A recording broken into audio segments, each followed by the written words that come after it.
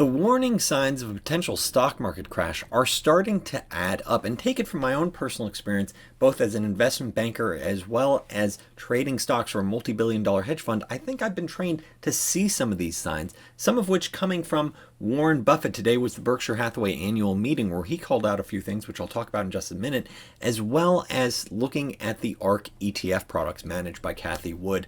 And so first, if this is your first time tuning in, my name is Daniel. You're watching Unrivaled Investing. This is a no-hype, mission-focused channel to try to find you exceptional companies and unrivaled investments. And if you enjoy learning about potential multi-baggers, types of companies that I think can potentially go up hundreds or thousands of percent over time, make a point of subscribing. If you're already a subscriber, I appreciate that thumbs up. So let's talk about some of the red flags that we're seeing that might just be leading to a potential market crash in U.S. equities in the potential future. So let's go over what we're seeing. So you have this Berkshire Hathaway annual meeting today, the Berkshire Hathaway extravaganza that shareholders look forward to all year, where Warren Buffett effectively called out how millions of gamblers, not investors, gamblers, he's saying, have gone into the stock market thinking they effectively can make a fortune day trading. Hey, maybe you can make money by buying 20, 30, 40, buying and selling 20, 30, 40 times a day. And honestly, the culture has reinforced this when you look at apps like Robinhood or other day trading apps. Hey, sign up for the account and we'll send you a couple $100 your way, by using this app or that app. Here's the short-term answer that I think that Buffett is answering and he's alluding to, is that long-term playing these games, you're going to have a lot of losers. Long-term, most people are going to lose. Yes, you might have short-term, near-term bump. Yes, short-term, you might get a stimmy in your pocket.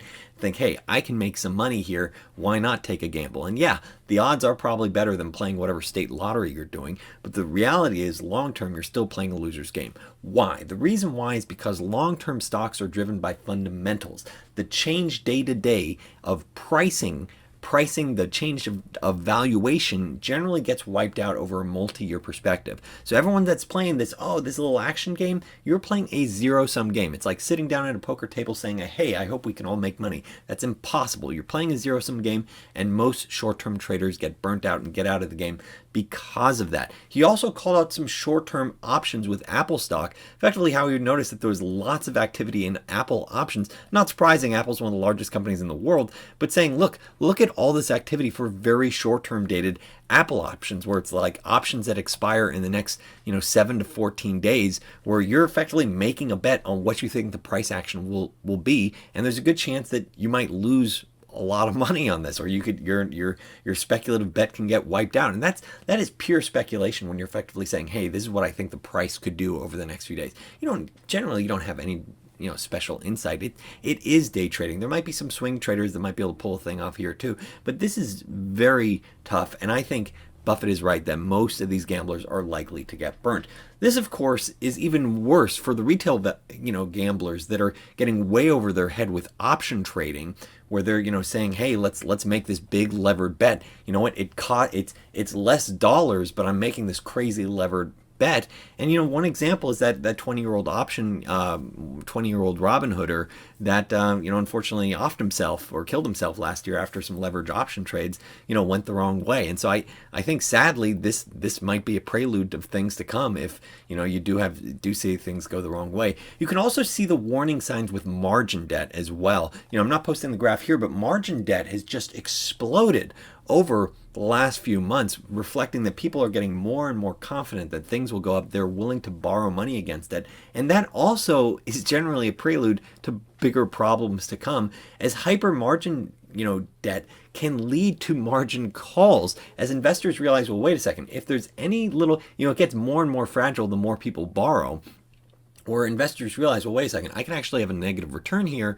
And if I get a negative return and it's amplified by leverage, then it's going to wipe out, a significant portion of my capital. And then it creates this sort of self-fulfilling dramatic rush for the exits, as sellers want to prevent that margin call. So seeing margin debt grow exponentially over the last few months, that is another big red flag in my opinion. Meanwhile, and so this fits into the comments that Warren Buffett was just calling out with the 2021, Berkshire Hathaway annual meeting, that there's a lot of gamblers getting into the marketplace, not only in the US, but worldwide. And you can see that with brokerage firms around the world. So, and what's the, what do market valuations potentially suggest? Well, if you look at market valuations and you use metrics that actually have reasonable correlation to long-term returns, and I talk about this in an exclusive post for Unrivaled Investing Journey subscribers, is that U.S. stocks, based on some of the valuation metrics, actually face potentially years of low or even negative real returns. So gamblers, increasing debt, hyperactivity, people getting super excited, think that they can make money like a bunch of, poker players at a table, and yet valuations suggest potentially low or negative returns in the years ahead, based on valuation metrics that historically have very high correlations to actual subsequent returns. So you have that. What's the Federal Reserve have to say? So let's look at another red flag. Just this past week, Jerome Powell, head of the Federal Reserve, he summarized it up in one word: frothy. That's how he described it. Now look, you gotta take it with a grain of salt, because you look at Alan Greenspan, and he called out irrational exuberance in, I think, 1996, and the market didn't pop until 2000, so that was 4 years. And so that is something to think about, but still, frothy's not cheap, and so it should be a warning sign, just another red flag. You want to build your case up. You want to look at a mosaic of different data points. Okay, you want another sign? And this is, I think, what starts getting into the Cathie Wood, the ARK products, the ARK ETFs, is many of the former market darlings, they're no longer leading the market. In many ways, it's the safe consumer stocks, consumer staples, that, are driving the market higher. They're leading to these new market highs. If you look at inflation, like lumber or commodities, that's also what's been driving the new highs. And interest rate plays, where people are thinking, oh, okay, inflation might pick up, interest rates might pick up, therefore own banks that can make money off of that spread. So buy these legacy banks, these old banks that aren't growing fast. You know what? Let's pay more for those. And you see some of the insurance companies are also sort of getting a bid on this underlying theme as well. Those are the companies that are moving the market higher. It's not the revolutionary companies of the world that are actually making the new highs for the most part.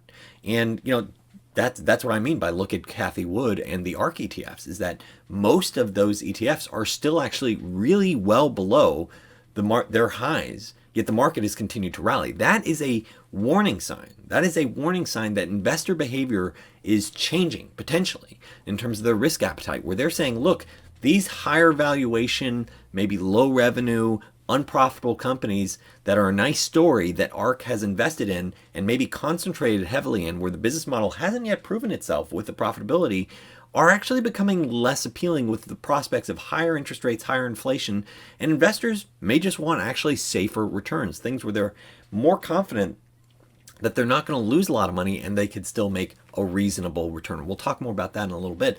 Okay, so I've talked about long-term correlations. I'm talking about sort of medium-term, looking at the change in investor behavior as, there's sort of a rotation as people are saying, hey, you know what, I may not want to own the market darlings. I might want to own these sort of safer plays.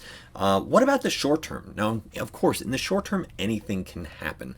But even here, it's actually starting to get a little dicey. For example, just this past week, some of the short-term treasury rates actually went negative in some markets. Now, this suggests a potential supply and demand imbalance as investors start to prefer some of the shortest parts of the yield curve. So, i.e., they don't want to even put capital if the yields might be higher in a year from now, or 2 or 5 years from now, where they're saying, look, we don't want to put this capital in any potential risk asset. We want pretty much cash. We want it in the shortest part of the yield curve when we're thinking about the treasuries. And that's why the US government was effectively able to issue debt at zero. And in some markets, in the repo markets, it was effectively negative. So that's a supply-demand imbalance.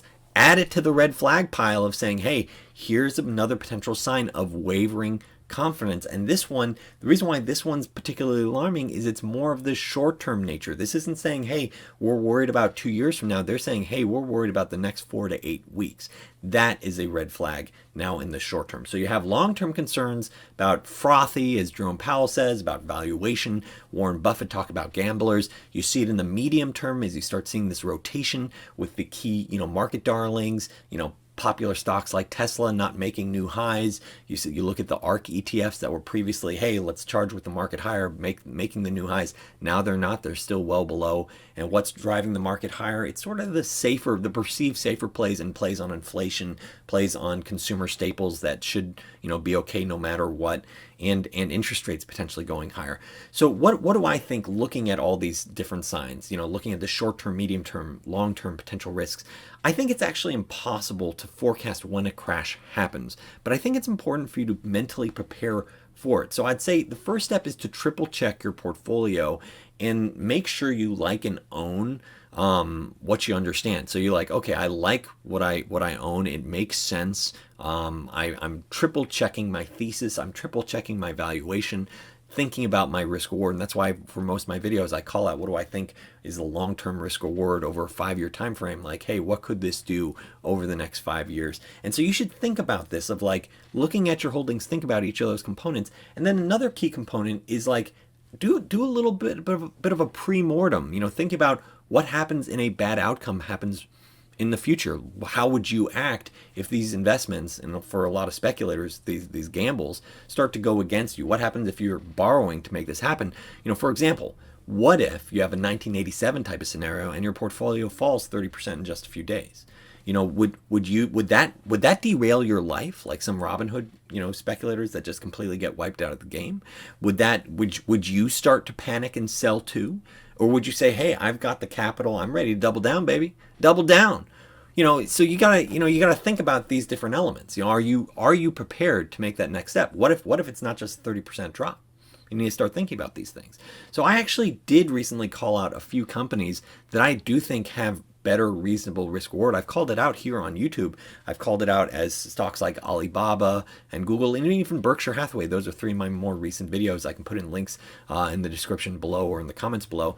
And it's important to recognize what are the red flags you're seeing, and how do you prepare for it? How do you find, is your portfolio bulletproof for a potential storm in the years ahead? Hope for the best, prepare for the worst.